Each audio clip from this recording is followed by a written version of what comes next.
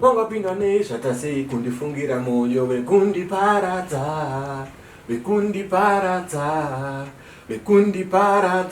ndatoka yakundibikira mafresh chips chandaigarira bodo achisi handakuziva uchandipinza beats foni yangu toyakasimudza wings mafuta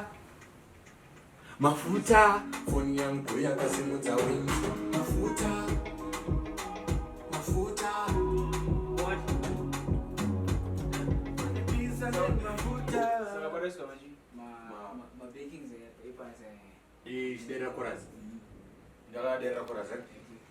Pizza name mafuta.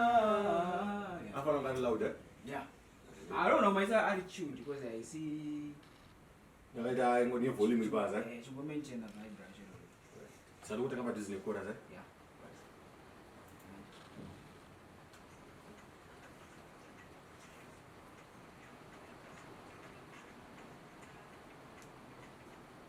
When the pizza name mafuta, oh nandacha.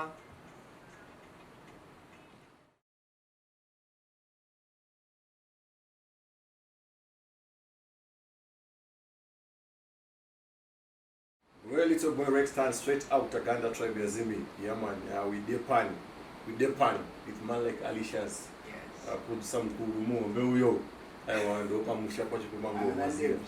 And then everybody chibaba ichi. Ono chibaba ichi mazia. So I say welcome to our world Yazia, where we make magic a reality.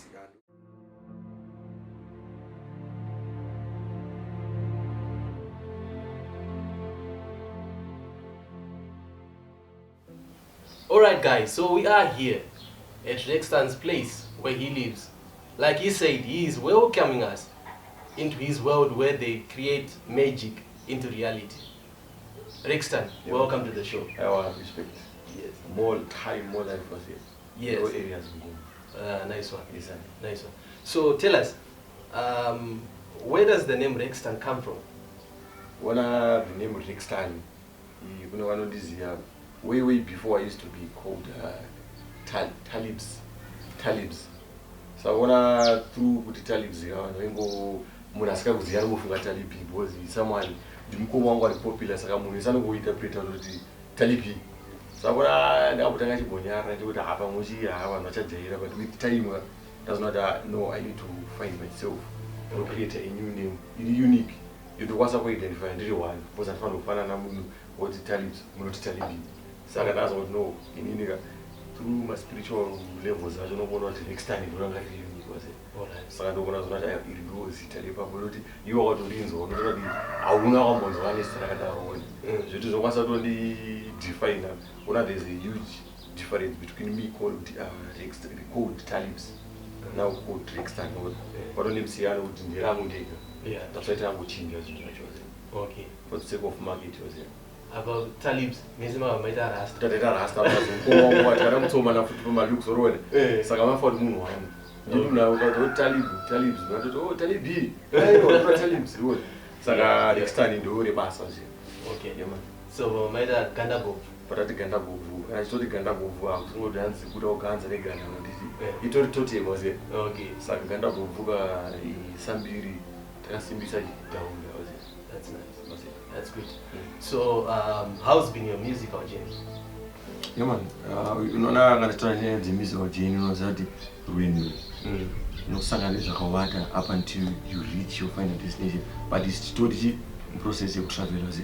So the musical journey, to be honest with you, I've been through a lot as an artist. Hakuna unanobuda uri perfect pazvese, you go through some obstacles but no get to overcome because of positivity. But in the ndatanga musical journey, I started recording. That was 2012. Ndatanga up in a studio. Ndichitanga kutonzwa nemafi I'm direct recorder but the talent triple. But was not self confidence that I can sing. But was the first shake impression I want to go to I'm now into it. So from then I was still at high school. I started recording. That was 2012. Moving on to 2013, that 3 or 4 matrix and it was build confidence. 2014, I was doing all A level. Nobody was meaning which I just but through my studies, no one said that serious music.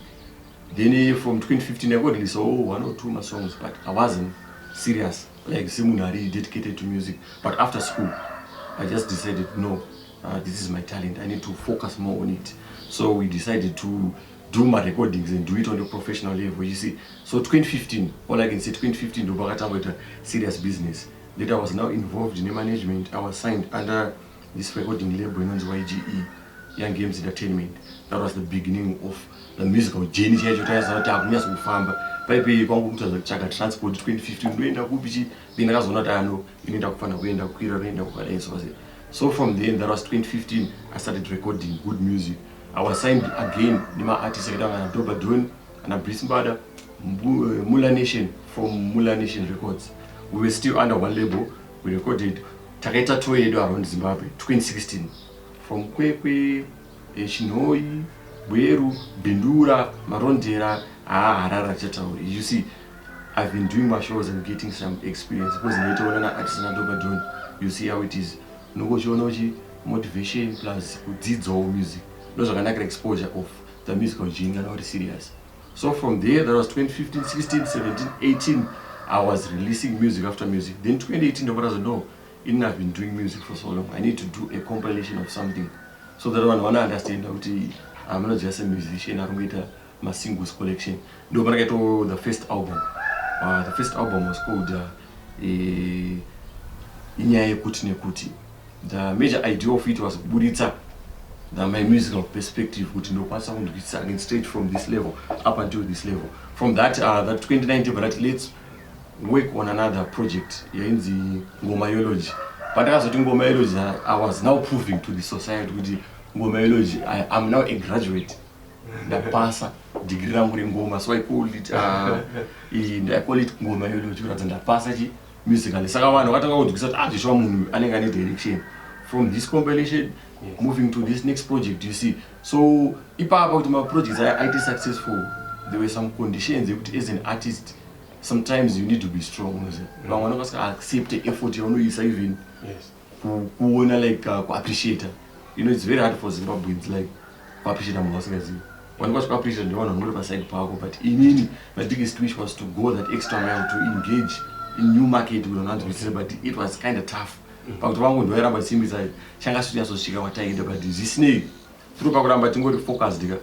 I managed to gain a momentum you one or a play through my links on which one no Sangana around studio because I was based under one studio when I will be.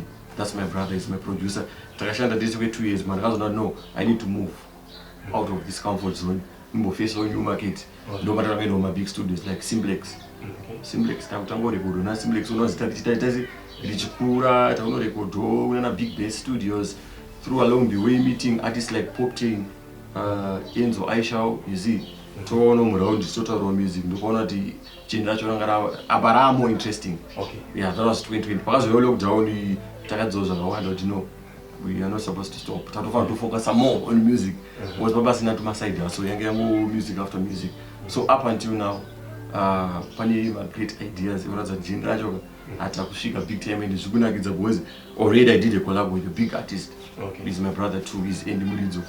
Saka now zvakupa insight the musical journey is actually interesting. Okay. It's getting more and more interesting. Working with producers around the world like the one from Canada and not stand up. I can approach her through Instagram. I know my guy and he was here, but I truly appreciate your works. You know, someone and your vision. So from there we started working, doing my projects, and now my endorsements are that we are in now. I'm happy because Sunday we are just really like engaging the new market. I'm now getting the response and even one who get something one not say look upon me I'm facing a say and now I know my fans is under 21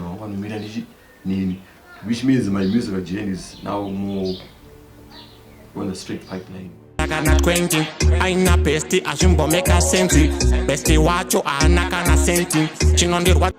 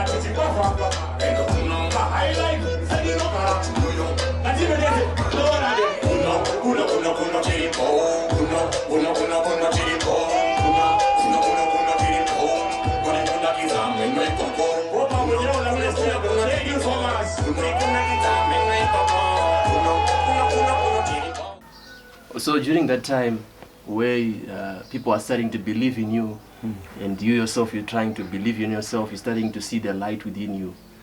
And even now, do you get the feeling of giving up?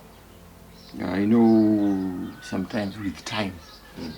Say munhu pane nguva dzinokuti kuti no mwana ndifana ita nguva yangu, you know, like unongoti sakachaita rini because ungotamba uchikofungira but time ichifamba kuti handina ndizonyanya kubva ndazviita chichichi.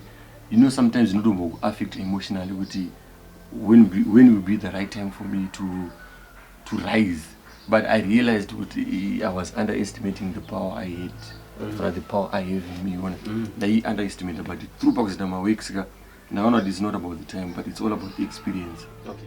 So when you get the feeling of giving up, just like you said, it's in everyone. Every artist feels that way. Exactly. How do you deal with it? The solution is very simple, but once we follow us, like you just divert your attention whether you keep your mind busy. The other thing is finding someone who are close to share your problems or no trust. Because the more I was changing my heart, the more you know damage. So in no needs one in position the more I let out and do feel out at least I'm now free. You know, and overthinking. You see, that's the solution to everything. But why like moon, whatever you phone for one, I see a good moon, but when you no trust. Yes, and I'm sure that idea not good amount. Was all to move that I don't know what is I don't motivate and you think is Senanash. Charlie again feeling. Watch me now, see me about listen this. Like why you don't want to one time you just cheat and you never why you go pass around, and me just hold down my bamboo, but he told you to support and go for gas, we pay the give out the man who imagine and probably repeating or doing anything. That's how I look at the reaction. The challenges of a rising artist. Oh, you are to Vatango Gartango Mananganisa, because in a in a teach kid, you cannot do and in fun at deep. Problem is, you know, you would one under the moon was okay. Kanaskazi name moon, you, it's first time I go to no are useless. Just because I was at all moons. So in Angu, Nakashtaris and defend under the moon and outside the moon. Munantinga zino respect because and so they are capable of doing what. But nowadays magic approach one at home game kana vanga ma bloggers kana vano vantindira the music vanima social platform no pisa chichi mazim celebs handles or what vano pusha music and go pusha zinje artist ushim approach yo anofunga pamwe utogoni zvinhu ara take advantage of you utoda komba untu kubrodeso unokudza mari zoti inini kundikupusha mari zakadai so but asikazoti aiwa wangu ka isinye kuti yokona sikandiziye never take advantage of me unofana ku understand the ability in me saka problem netika ndeuti ma problems atosangana nawo mazima artist kana usikazikana response yaona ni very weak as compared to unakuzikana mwe munhu akam approach anoda kupindura kana vanuiti saka wana problem yo inoita kama artist akawanda kuti tino approach wana akawanda base muraund unokutoza kuti ona ningi later airplay but munhu anogona kuti fana magiriza anotasi saka underrate wakanyanya kuwandisa ma artist. So what can the people expect from you? Any project that is coming up? I'm a man full of surprises, big time. I'm promising fireworks. Was an sana bit compilation for the ladies, but this time I'm working towards a project for the ladies, for the lovers out there. You know the love languages. Okay. It's an EP, extended play. In again 6 matrix. But we funga zviburitsa abale manje. Saka zvato yatatoide kuti yatopera chatongosara kuti ngopay.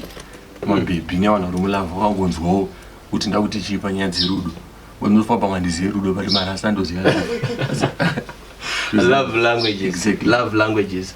Okay, so how many songs are there? Like I'm giving you 6 tracks. Maybe 2 bonus tracks. 2 bonus tracks. Any collabos there? Collabo, it is a prize. But all I can say is only my big producers plus my underground producers are waiting to share the same understanding. Trango Sumuga now. Mark Knife, Alicia's, Kweza Tishandoona man like we'll be.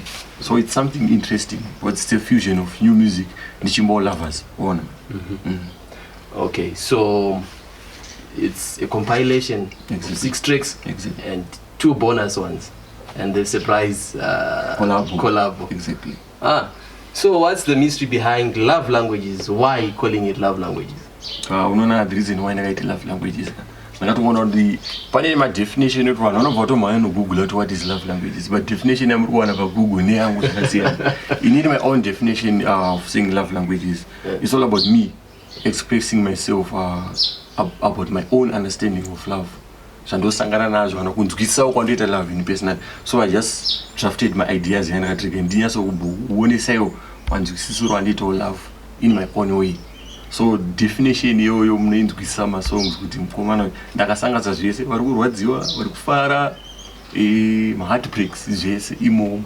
So I call it love languages. And my love languages is anengarimo. Chingo manya mango mati chingo manya 90 minutes manya chingo manya mango mati chingo manya batang daura ya ritim ropa riete like diriku haike buru kwete mukelai chingo kutitsa mango mandi chitana mai zakuyendeka chachavazo insalai what it is. Everybody say royal. Say royal. Standing in front of you, this is the bomb like man straight out of Zimbabwe. Man like Gandagobvu. You know the Talibs. Yo, it's a DJ Gasnepan, Smoke Tech Center, representing Rextan Gandagobvu music to the world.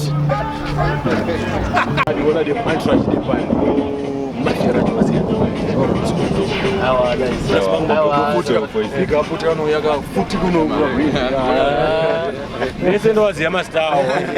Kepisha wazia. Yebali nyama shisha. Like we don't ata no the Bronx but not ata in any. Tadix we manex wazia.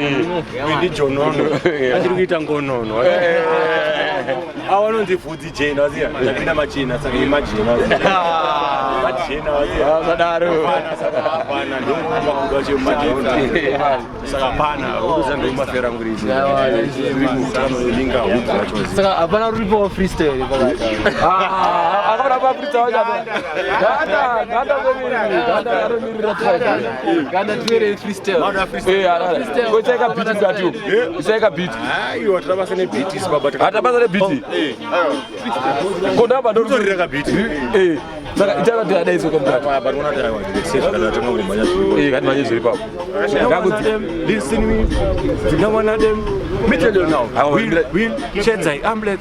Kuno Pata emergency. Iwe captain you. Teka ambent. Tomatsira ma victims. Pata emergency kupiko. Obo vanhu vakwara. Angorima injara pana krara. Maspika ne makebo zvaparara. Hanzi ngoma dzamabika dzakwana one of them. Dorobata ngoma. Kili. Dorobata ngoma. Kili. Dorobata ngoma.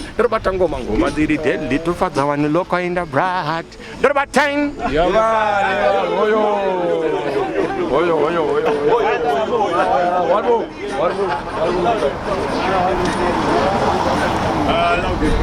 Yo.